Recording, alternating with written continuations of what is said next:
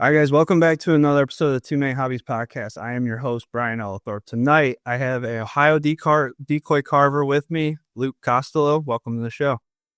Hey, Brian. Thanks for having me. Yeah, no problem. We've been talking back and forth on this, and I'm glad we finally were able to make it happen. I think we've both had pretty busy seasons. Yeah. You were in North Dakota, I think, when I first reached out to you, and then it seems like we've both just been all over the maps. Glad that we could finally make this happen. Yeah, especially the last month and a half, the hunting kind of picked up, and pretty much everything I did was hunting related. So you guys are smacked out too, so I don't blame you. So to start this off, I really wanted to get into kind of the background of Costilow Decoys and, you know, kind of how you made your way into where you are right now from what your dad started. Yeah, so I'm 31 right now. I'll be turning 32 here in a couple weeks, but Dad got me started carving when I was 9. So like when I was growing up, that's what Dad did full time. So he was full-time decoy carver and full-time taxidermy. So I just kind of grew up watching him do that, watching him hunt, and it was kind of the perfect storm of me having the interest to do it while also having the stuff to do it. Because like with decoy carving, it's kind of hard just to jump into it if you don't have like the tools in the shop and materials and things like that. So I was very lucky that I had both the interest at a young age while also having Dad in his whole shop and setup. Yeah, it's great. Like you start and you don't have anything, then it's a weird thing of like where you have to start or where you can start. But if you've already got all the stuff, it's like it makes it way easier for you to transition into that. Yeah, because like you got to have a bandsaw, and you got to have a drill press, and you got to have like a table saw, and you got to have power carving tools if that's the way you want to go with it. You have to have a place to get all your wood. You got to get all your paint. It can be as complicated as you want it to be, kind of with any hobby, I guess, but it can also be simple too. But there's still like a threshold where you need a certain amount of things in order to get it going. Of course. But yeah. So kind of growing up, carving and hunting was really all I did. So I didn't do sports in high school or college. There's a competition circuit for decoy carving. And so that's just what I did. I did that all throughout high school and did that all throughout college, and then which ended up being a good decision because I did it even past college, and I've done pretty good in the competition. I have nine best of shows at the World Championships and other national titles and lots of other best of shows and all that stuff. But so the competition was kind of my driving force for a long time. I didn't hunt over my stuff very much in the beginning.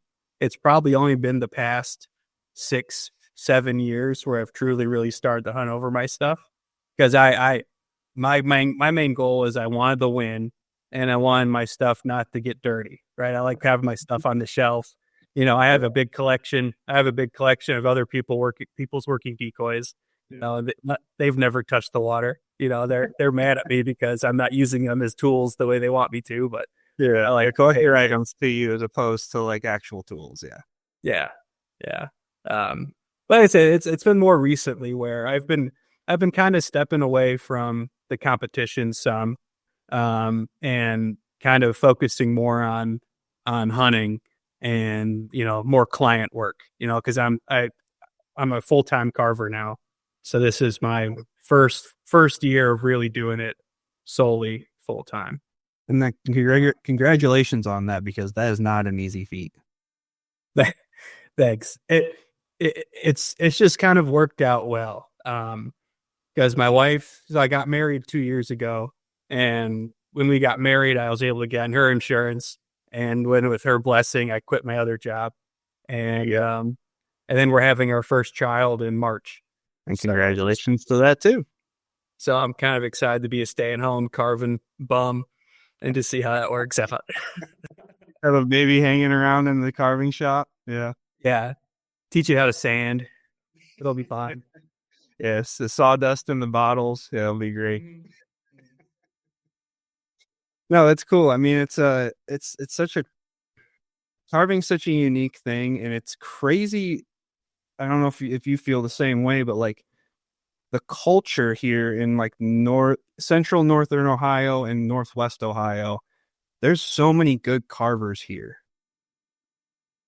And it's like I know but we were just talking about, Rick McAtee and having that in common. And he's kind of my inside scoop of all the carving stuff. And he's told me about all the different carvers around here and what they've accomplished. Rick himself has won worlds, plenty of them. And it's, he's done well for himself. But just to hear that, I mean, it makes sense. And I think a lot of people overlook the culture here, like the history of waterfowling in Northwest Ohio and just in the Great Lakes area. But it's so cool to hear about people like yourself that are able to make a living from it. Like that is a crazy feat to be able to do that. Yeah. When people think of duck hunting and duck hunting culture, they don't really think of Ohio. I feel like Ohio is kind of a joke to a lot of people, which is understandable. But the amount of carvers and companies and clubs and just waterfowl history that's here is just amazing. Yeah, it's nuts. I mean, I've been fortunate enough to travel around and be with, filming RNTV and like doing that stuff. It's you meet people from all over. Like I was down in Missouri this year and I was talking to the guys about like our hunting up here, like big water divers, but also a lot of puddle ducks, tons of geese. And like you could see the look on their faces, like that doesn't make sense. Like they don't hear Ohio and they don't hear duck hunting. They hear Arkansas, they hear South Dakota, North Dakota. It's just like it doesn't add up to them. But here it's like, unless you're from here and you've experienced it, like the hunting here is good and it can be very good. It's all weather dependent, just like anywhere else. It's not a major part of the flyway, but it's a big flyway. And it's nice to see people like you and other people that are carving, but also doing other things, to kind of preserve that culture here. Mm-hmm. Yeah, it's weird because in a way, I'm glad no one knows Ohio can be good. So I'm like, yeah, stay away. It's awful here. Gotta come here. But it's fun to share it too. And with now my career and livelihood being, working decoys and hunting, showing and sharing that's all part of it. Especially with decoys being like truly functional art, and hunting and all the different ways you can use the decoys is such a big part of it. Yeah, I agree. So a lot of the decoys I'm sure that you guys still have hanging around there, like were your dad's when he started carving. Do you guys hunt over a lot of those decoys as well, or do you preserve those? Dad never really kept very many of his original ones. Really? Because okay. No, because when he started, it was about feeding the family and paying bills. So if he could sell a decoy, he did.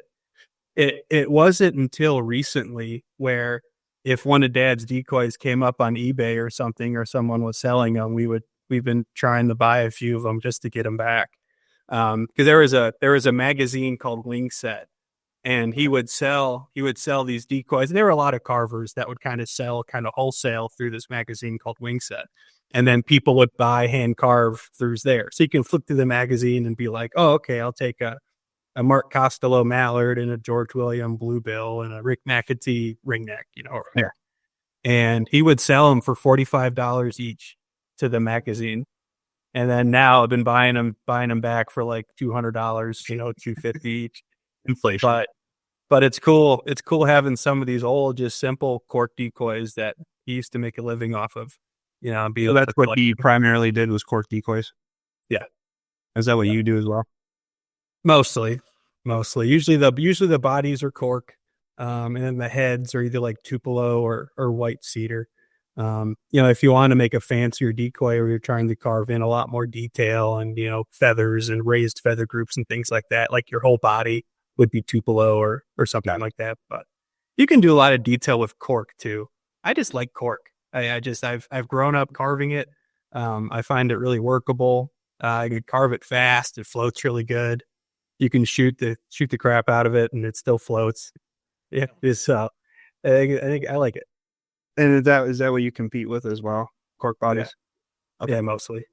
Very cool. I said there's different categories of competition, right? So usually like the working decoys, it's mostly cork, the simpler stuff. That makes sense. Yeah, fancier, like I said, fancier birds, it's Tupelo. Okay.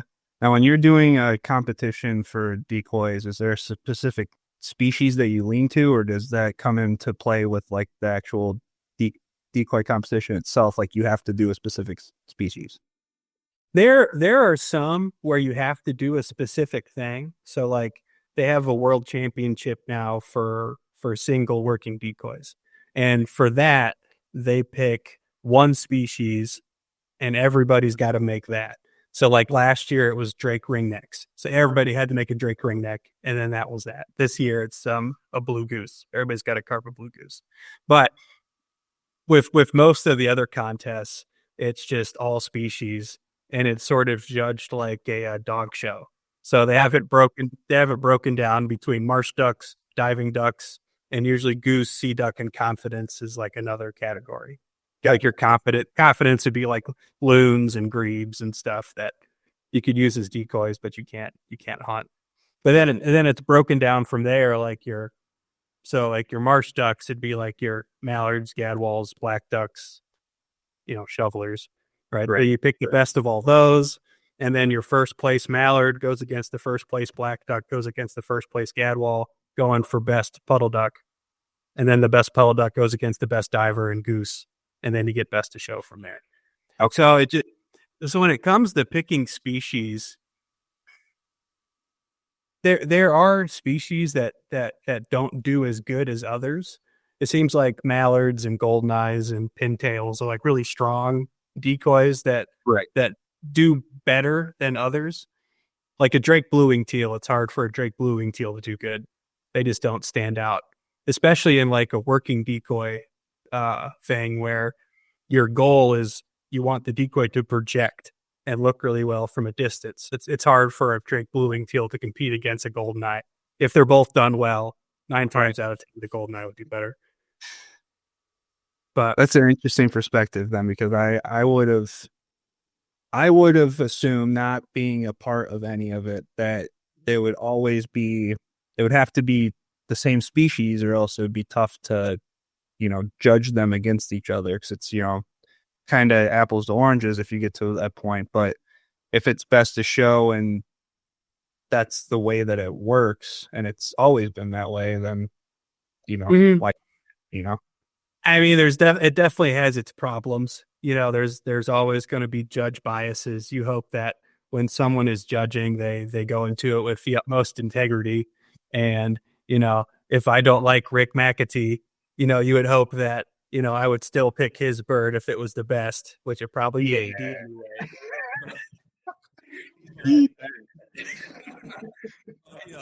But I've been judging, and I've heard people say like, yeah, the hen canvasback is good, but I don't hunt over hen canvasback, so toss it out.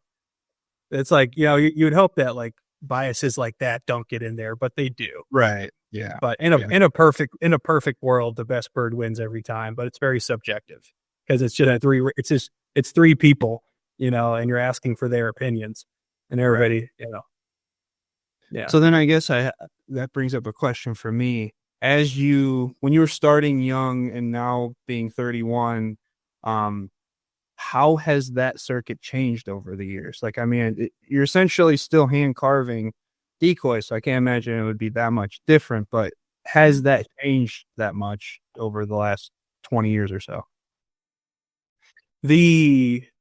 I would say like the technology and the art form hasn't necessarily changed. But competitions and shows as a whole are just kind of going downhill. They're kind of phasing out. It's sad to see, like when I was younger, these shows were huge affairs, and, people would travel. Like in Ohio, we have the Ohio Decoy Carvers and Collectors Association show. It's every year in Independence now. And that's one of, if not the biggest decoy carving, waterfowl show in the country. Right. And it used to be this huge affair, and it's still big, don't get me wrong, but it's just not what it used to be. And especially with competition. It seems like the working decoy has it's going downhill too, but it hasn't gone downhill as fast as like decorative. People carving, individual feathers and making like your absolute perfect, detail and stuff. Those have, the numbers of those competitions have gone down a lot. But I would say with that, it has changed. What's cool about when you look at competitions as a whole from like the 70s until now, the quality of things winning now versus the quality of things that won in like the 70s is just huge. Right.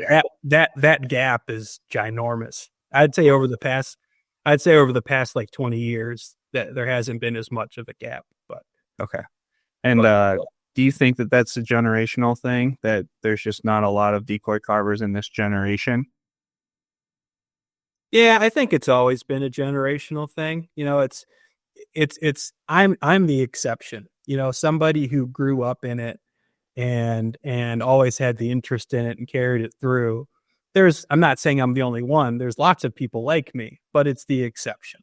Right. It seems the people that get into decoy carving are like you either need time or money or both, right? Preferably both. And that's usually for, new retirees.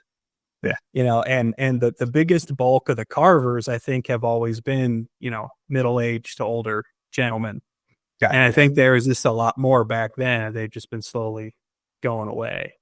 Fair and it seems like that people getting into it now, which through social media, that's been a very cool thing to experience. Yeah. I have been finding that through my following and the posts that I've been doing and things, there's been a lot of younger people getting a hold of me and saying that I've inspired them to start carving. And I think it's really cool because these people, younger people, they're doing it because of their tradition, and they're literally doing it to kill birds over, which is totally different from me because, I did it for blue ribbons. Yeah. But like no one else cares about that. And they are just trying to get the tradition back and literally do it to only kill birds over. And I just think that's so cool. Well, that's really cool also because if you start it just like anything else on social media, if it starts to get bigger, it'll get more attention, and then more people will want to get into it. And then that helps people like you that want these, it drives more customers to like something like what you're doing. But it also just helps kind of bring the whole tradition of decoy carving back to like even a younger generation to kind of carry that through, not just be retirees and, but also just kind of keep that alive. Like we can't lose that. No. And it's weird because you would think in the age of the plastic decoy, you would lose it quicker, but it seems like it's hanging on well enough. I get the occasional message, someone asking me like, "Oh, how much for a dozen?" And then I tell them the price and they freak out. They're like, "I could buy 10 dozen for that at Sportsman's Warehouse." I was like, that person doesn't understand. Right. Yeah. But, obviously the hand carved decoy isn't for everybody, but, in the past 50 years, it hasn't been. It's like when you look to where like decoys began, like it was a true functional tool that people needed to make a living. It's not needed now, but that's what makes it cool to do. Of course. Yeah. Well, on the old ones, the very first styles of them, they were rough. Yeah. They were specifically a tool, but it was like basically a floating silhouette, or it was like, whatever they could find and wrap up and then put a little head on it. Like it just, I love seeing that kind of stuff just because like you were saying, like the quality of those in the day and people shooting hundreds of birds over them, when there wasn't when there wasn't really a regulation on shooting birds, but the quality that those were compared to now. Like you were saying, it's just like that. It's the difference is astronomical, and it's so mass produced now that I think that there's always going to be a market for people that want like that quality of a hand carved decoy to be able to shoot over it, but to keep that tradition alive. But also, I think you also have the quality portion of it, like you were saying, with a cork decoy, you can shoot it as many times as you want. It's still going to float. And like my buddy Zach George runs a layout service on Lake Erie, and he only uses foam decoys. Foam, I think he has some cork, but it's like he only uses those style blocks. And he says the same thing. He's like, foam filled plastic decoys just won't hold up for me, but also he likes the size of them. And that's something that you don't get out of a plastic decoy is the size. No, well, especially with everything being made in China, they use it as a selling point that decoys are smaller, because they're used as rig filler, but just so they can fit more in the crate, coming over from overseas. So it's nice with companies like G&H who are, actually made in America. Yeah, that's pretty cool. But yeah. It's just it's a whole nother realm of something that like I know a little bit about just because of knowing Rick and Cliff and the guys that we were talking about before we started. But it truly is like a culture. And I guess for me, wondering, like, do you feel like being as young as you are with like going to these shows and stuff, do you feel out of place at all when you go there? No, I don't feel out of place. Growing up there, it's just all I know, and it's weird because I have a lot of older friends, because, being an 18-year-old doing really good in the contest, there's a lot of 50-year-olds that come to you for advice and help, which is kind of weird sometimes. But no, I don't feel out of place. I just say, if anything, it just feels like home. That's what I was wondering if you were going to say it feels like it's more of a family for you. Cause I feel like that's most of like, when you talk to these people, it's so tight knit that you don't really see anything like that anymore in any of the other realms of waterfowling. Cause everybody kind of wants to keep their secrets to themselves. They want to, stay in their group. So, who they hunt with, but then it sounds like from outside looking in, when you get to something like this, like a carving show or like anything where you're making art, that there's a different bond between everybody when you're at a show like that. Yeah. Now, don't get me wrong. There's still cliques, and there's still people that don't like each other. And it's highly unfortunate because we're such a small community, right? It's like we're the niche of the niche, and I still can't get along, Yep. But it's like the group that I hang out with, it's Vermont, Ohio, New York, Alabama, Kansas, Rhode Island, and it's just like Connecticut, and it just, we all get together, at a show once a year, or like I threw a carving get together at Coffee Creek in September, and it's just, everybody was like, yeah, that sounds great. It's just cool. This is a fun little brotherhood. No, that's cool. Yeah, it's kind of similar to like my realm of being in the waterfowl industry of photo and video. Like I have met people all over the country. Like I have a buddy in Minnesota that I was talking to on the phone when I left work today, and we were just talking about like, whatever it's just like you find these people have the same mindset as you and do the same thing as you, and there's just something there that makes it special. When you start to get around these people, it's like nobody understands when I start talking about cameras. But when I get around him or I get around anybody else, it's like these people get me, like it's just a different dynamic. Yeah. Yeah. And with those people, I've been very fortunate because that with knowing people that are duck hunters all around the country, it leads to a lot of opportunity to go into a lot of cool things. And so I've been very lucky when it comes to that in my travels and the friends that I have. And and they've done a lot of cool hunting trips and a lot of cool carving trips and a lot of cool combinations of the two. Yeah. And been able to experience a lot of cool things. Oh yeah. Well, so of those trips, what's the coolest one that you've done so far? I took a month off and I left the day after Teresa's birthday, and I started in Connecticut, and I planned it out, and I hunted and traveled for 28 days, and just lined up a bunch of friends, and I carved a bunch of decoys in preparation for the trip, and I killed brant over my decoys in Long Island. Shot black ducks in New Jersey. Shot a banded black duck with my friend Philip in New Jersey. I killed my first tundra swan over a tundra swan decoy in North Carolina.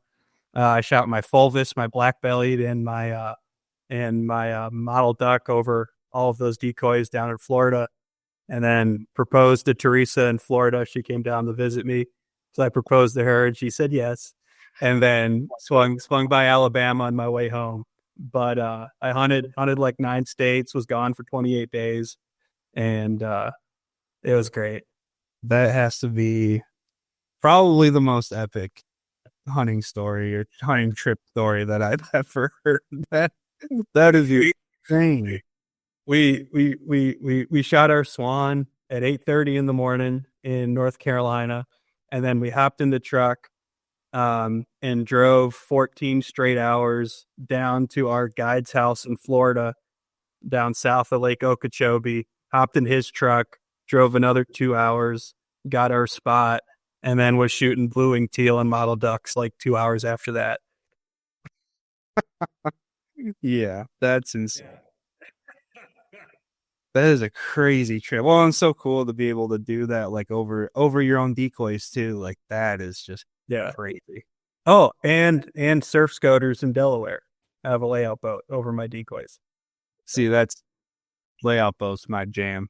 We did it in Massachusetts, not over your decoys, unfortunately, but maybe next time. It's all right. No one's perfect. No, definitely not over here. I'll tell you that much. So you kind of led into it there for a minute, but I want to get into Coffee Creek and the marsh that you guys have over there.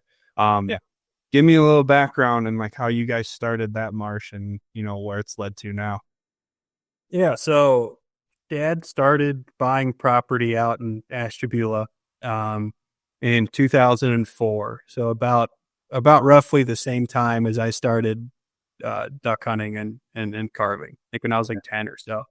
And the goal of it was, with me getting into duck hunting and whatnot, Dad wanted to try to find a place where we can just have a place of our own and just duck hunt. So they found, Mom found this listing online for like 64 acres or something in Ashtabula, and Dad hopped in the truck and drove an hour and a half, east to go look at it.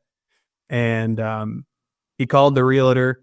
And the realtor was like, man, I don't know why you want to drive all the way out and look at this piece of property. It's full of beavers and it's wet. And it's gross. I don't know why you want it. And Dad's like, say less. He's like, what? Yeah. No, if I have to buy it, I will. So we started there, and we had a little trailer, and drug the trailer back as far as we could before it got stuck in the mud. And that's where we stayed for a couple of years. And it's just been a labor of love ever since then. And it's we're 500 acres now. And essentially that place in decoys is pretty much who I am. So I ended up going to wildlife management school down at Hocking College, and then I got my bachelor's in wildlife and fishery management through WVU in West Virginia. So it started off as a project where we just want a water hole where we can go and just try and kill as many ducks as we can every year. Slowly turned into, well, how do we do that? It's just more than just water, right? You have to learn what type of food that they like. Well, that's great. So now that we know what type of food that they like, we learn what the bad plants are. So that's when I learned about invasive species management.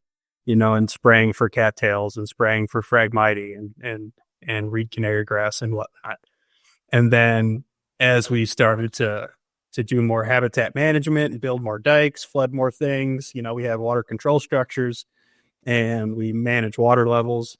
And then we slowly realizing like, well, wow, like we're getting more ducks, but like the habitat's way better now. And like, look at all the other things that are like using it. So like I slowly started getting into bird watching. And, I used to make fun of bird watchers and like people that go look at warblers and stuff. And I thought they were weird. It turns out I am too, and that's okay. but, getting into dragonflies and frogs and different aquatic life and it just snowballed into now we're actively highly managing, this property. And I'm out there, spraying invasive species every year, managing water levels. And, there's always something to do. We have a mini excavator and always something to do and get in trouble. Yeah. So did you have DU come in and do anything with it, or have you guys done everything yourselves? No, Dad started off getting some funding through like the state and Ducks Unlimited to kind of help get the marshes going. Yep. And now a lot of the property is like protected under like federal easement. And so he didn't do it. He didn't do it all on his own. There's a lot of help. And there's still a lot of help out there. It's the resources that are available are pretty cool. Yeah, I mean I got a buddy that does like excavations for like the those programs that fall under like the state funded or if they're DU and making marshes. So they did one just down the road, and I'll be able to go over there, and I know the people that own it, so I'll be able to take pictures there and stuff, which I'm pretty excited about. But it's like seeing all of the it's nice seeing more people putting land into protected wetlands instead of selling it for development and stuff like that. That just kills my heart, seeing people that do that. And seeing that you guys are able to like take the 500 acres that you've got and make something of it that's helpful for, giving back to the environment and all the habitat and everything.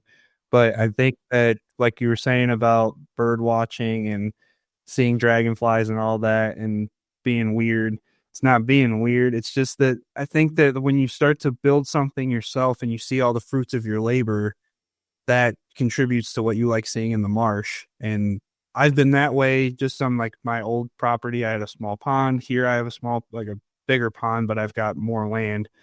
And building stuff like that will never be a Coffee Creek deal. But you start to provide some food, some sort of habitat for nesting boxes, all that kind of stuff, and seeing them use it, it's addicting. Yeah. Like last year, we had a new restoration project where we got funded through the federal government to take a couple acres of the back of one of our hay fields and pretty much turn it back in the wetland. So like we went in and cut tiles and brought in a bulldozer and did like what's called drunken bulldozing. You're just tearing things up, you're digging holes, and we laying down like, old fallen down trees, and we planted a bunch of bare root trees and things with tree tubes on them. And one of the holes that we dug, it's a small, like little, like 1/10 of an acre, really shallow thing. We put a wood duck box, and we that February we built like 20 wood duck boxes and put them out. So we literally built this wetland that was a hay field, built a wood duck box, stuck it in the ground, and like a month later, there was a wood duck hen using that box, and we put up a camera and we got footage of the babies coming out of the box. Literally in a wetland that wasn't there, the season before, out of a box that was not even built. It's like the literal definition of like build it and they will come. And it's just incredible. It just makes me so excited. Oh yeah. Well, it's cool that you slowly add that kind of stuff. And then, like you said, it's like, it doesn't take these birds long to find it if it's there. If they can use it, they'll find it. Mm-hmm. So with the marsh that you guys have now, do you have any part of it as like a refuge? How do you guys manage the pressure that you have in there while you guys are hunting it? We usually only hunt 1 or 2 days a week. Okay. I wouldn't say we have like a refuge area per se. But if there's birds using the spot, we'll hunt it. We do some planting. There's some impoundments where we'll plant like corn or millet and flood it. But we do a lot of like moist soil, work too, where you drain the water and get mud flats and a good annual plants like nutsedge and barnyard grass and stuff grow. And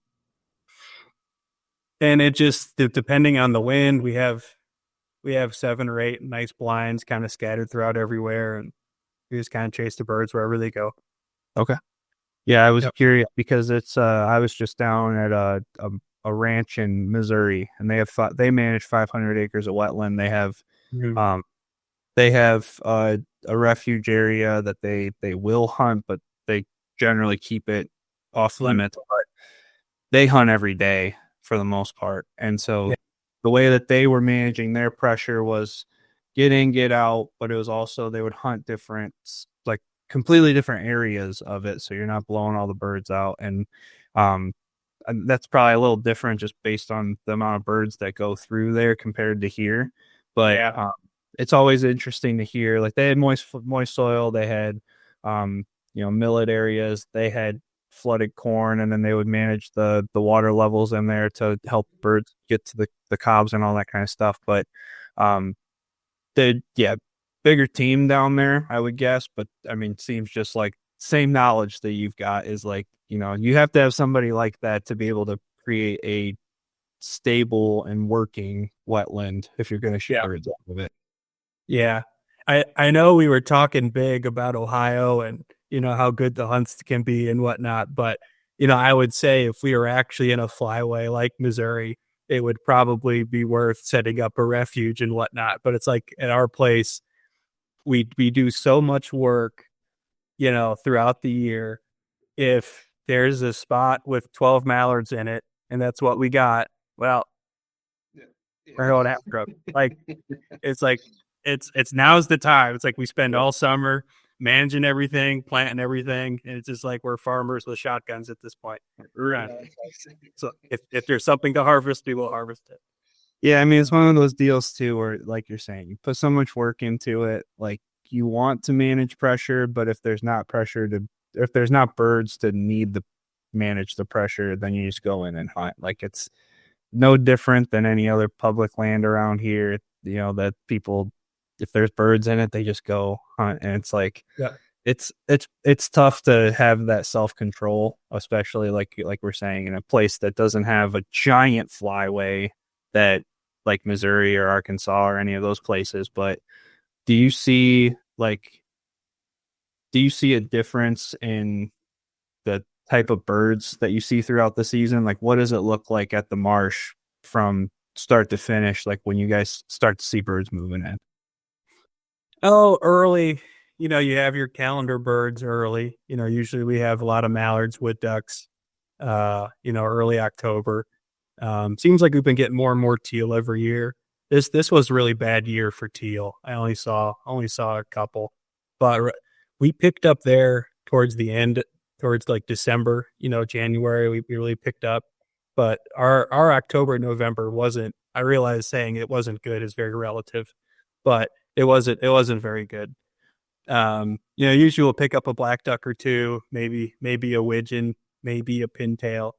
Yeah, I find it funny how people south of me, maybe like a half hour, talk about how many gadwalls and widgeons and stuff that they shoot. But like where we are, we get them in the spring, right? We have hundreds of widgeon in the spring, hundreds of gadwall in the spring. Maybe we shoot one widgeon every other year. It's like we just don't see it. And I would like a biologist to tell me why. I don't understand. I know that like fall migration is food based mostly, and water based, and then spring migration, everything comes through at once because it's breeding time. But you can't tell me that all them widgeons snuck through every year during the fall. You can't tell me that. So I would like to know why that is. But, and I know everybody has that same question, I'm assuming, but and then towards the end of the season, a lot of geese. Our late goose season is usually pretty good. I think that's the one thing Ohio you can pretty much bank on, is that your late goose season is going to be good. You shoot geese all season long. Yeah. They don't go away. Mallards and black ducks there towards the end. Yeah. But Yeah, it's well, I was just curious because, the I hunt puddle ducks. I like to target divers. I like to target geese. I'll shoot pretty much anything. And I just wasn't sure, if you guys get any oddballs in your marsh, like if you guys see canvasback or if you see, divers and stuff in there, if it's mostly puddle ducks and geese. like I said, in the spring, a lot of ringnecks in the spring. We'll shoot a couple. We'll shoot a couple ringnecks. You'll see buffleheads every now and then. We shot a redhead last year. Can't say I've ever seen a can even in the spring. You'll get like lesser bluebills every now and then, Right. but mostly puddle ducks. We've had days where we've killed every puddle duck. That Ohio has to offer. We had 9 species days like that, and that's pretty sweet when that happens. Yeah, that's pretty awesome. Mixed bag days, there's nothing much. I like the mixed bag days. It's just like that's what tickles my fancy, is shooting all the different stuff and seeing what's around. But so the Coffee Creek Marsh, you said it started with a trailer, but you guys have a building there now, right? Where you guys are doing. Yeah, we have a cabin. We have a cabin there. Well, we call it a cabin. It's anybody that's been there. It's a lodge is probably a nicer way of putting it. It's nice. It has a loft with 4 beds in it. There's 3 bedrooms, 2 bathrooms, and a nice dining area and living area and a couple fireplaces. And we have a barn with all of our vehicles and stuff in it. And we have a carving shop there too. Okay. So is that in the barn where you were doing, I saw that you guys were doing like a carving, like the class. Is that where you guys are doing that? Yep. So I've started doing with now being carving full time, classes are becoming a part of that. So I'm using Coffee Creek kind of as a platform for group classes and kind of like all inclusive, lodge, food, and let's come out and carve for 3 or 4 days. And last year is my first time doing that, and I did the one, and it was a big success. And so I have 4 of them scheduled for this upcoming summer now. Oh, cool. And, that's really awesome. Yeah. So when you're promoting that, are you going outside Ohio? Like you're saying that the people are staying at the lodge. Like, are people going to be coming from all over just to come learn how to carve decoys? So my class that I had last August, it was Ontario, Kansas, and Oregon. So yeah, it's going to be all over the place. Yeah. And again, it's literally just social media, Instagram, Facebook. That's so cool. Yeah, I saw that you were doing the class, and I could see that it was at Coffee Creek, and I just wasn't sure, what the layout is there and how you guys are going to be able to do that. How many people per class? I'm planning on 4. I can carve 6 there, probably, mildly comfortably, but 4 was a nice group. Okay. Like here at my house, I'm set up for like 2. So I'm doing like one-on-one classes like here at my house. Like 2 weeks ago, I had a guy come in from Oregon. He came back to do a one-on-one class. And so I'm doing a one-on-one classes here and then group classes up in Ashtabula. Okay. That's awesome. Yeah. Yeah. It's, I know we were talking, that you guys had all this wetland and everything and wanted to touch on that, but it's so cool that you're able to take people there. Are you guys showing them any part of the marsh and teaching them about that as well, or is it strictly decoys? No, it's like your eyes get crossed eventually, so you got to go for a walk. So we went for a couple walks, and it's cool. It's cool seeing the place. Yeah, and like they were there in August. It's a beautiful time to be there in August. Dad and I have thrown the idea around of doing like hunt/carving combos, and come and hunt for a morning at Coffee Creek and, carve for a couple days after it or flip it, right? You can come and carve for like 3 days, make a decoy, and then go out and hunt it, on the 4th day or something like that. Yeah. But that would be pretty cool. Right now, I'm just kind of focusing on the summer. Yeah. No, that's awesome. Then you mentioned that social media is how you're promoting this and getting the people to come in. How has social media changed what you're doing, and has that had any impact on you being able to come do it full time? Oh, it's the only reason that I can. I mean, there's a lot of people that are full-time carvers, right? And I realize a lot, whatever that number is. There's enough. Before social media, I find it baffling how they could do it. I know it's possible, right? But I don't, through the competitions and the auctions, and having probably a couple clients with a lot of money, that's probably what that is. Yeah. What I have found with social media is you're able to get in touch with your average everyday guy, and it's a lot of people, it's a lot of one-off people, right? It's a lot of this, they want one duck for their office, or I've been doing urns, right? So for taking like their hunting dog's ashes and putting them in decoys, it's a lot of stuff like that. I'm picking up a couple, decent clients where they'll keep me busy for a long time. But it's just cool kind of being in touch with like the average everyday dude, and just selling one or two to a lot of people. Yeah, it's cool. Well, that's awesome. I think one of the first decoys that I saw of yours was the urns that you did for my buddy John Wallace. Yeah. Yeah. Yep. I saw that and I was like, holy crap, that is insane. And like, Rick had told me about urns that he had done before, and it's cool to see where, like, it's tough to honor a hunting dog the way that you need to, but that is like probably the most special way that I can think of honoring your dog, but then also being able to keep them with you on the hunts, as you move forward. It's so cool. It's the way. It's the way, man. It's humbling, and it's an honor to be able to help people do that.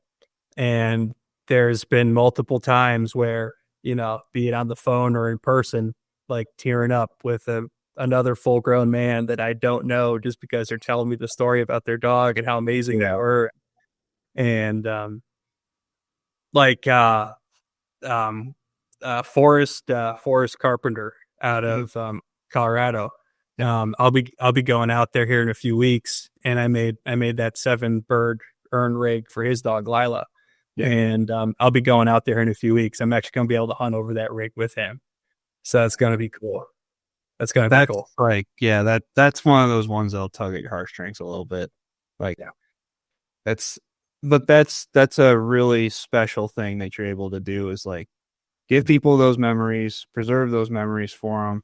But then in this instance, like being able to go and hunt over them, like that's definitely a very humbling experience. Yeah. Yep. So generally, to end this off, I will ask people what their if there's a hobby that they want to take on that they don't normally do. But I'm going to do something a little different now. With you being a new dad, I'm going to ask you, if you have multiple, that's fine, but what's the one thing you're excited about for becoming a dad? I am excited to share nature with our daughter. So like my wife is a very, very scientific person. She's very nature oriented. She's also an artist. I know that when I was growing up, I was immersed in the hunting world, but it was never really forced on me, right. And there's definitely, would I be happy if she turned into a hunter and carver? Absolutely. But if I could instill the love of nature and ecology and the earth into her, that I would consider myself as a success as a dad. That's what I would like to do. I feel that that's kind of the same way that I am with my son, and even my daughter, if she decides to take it on. I don't want to force it on them. I want it to be kind of a natural, if they take it on, more than happy to keep it rolling. But I think that there's people that get forced on them when they're young just because they want their kids to be like, I'm this person, they need to be this person, and I don't want that to be me. But I think we have the same mindset there.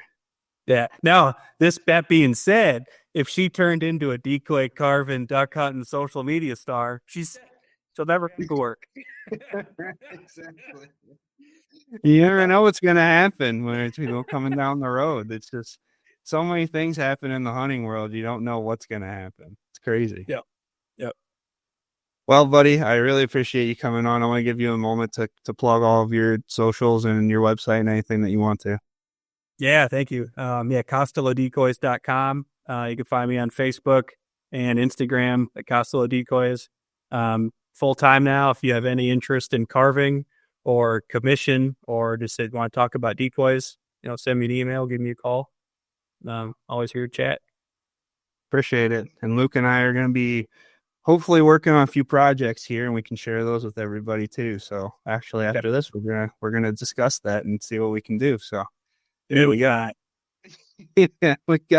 some things in the works. But thanks again for coming on, buddy. I really appreciate it. If you guys haven't already followed the show, be sure to follow it on all the podcast platforms. Check out Too Many Hobbies podcast on the YouTube channel, and be sure to check out Luke. Thanks for coming on, buddy.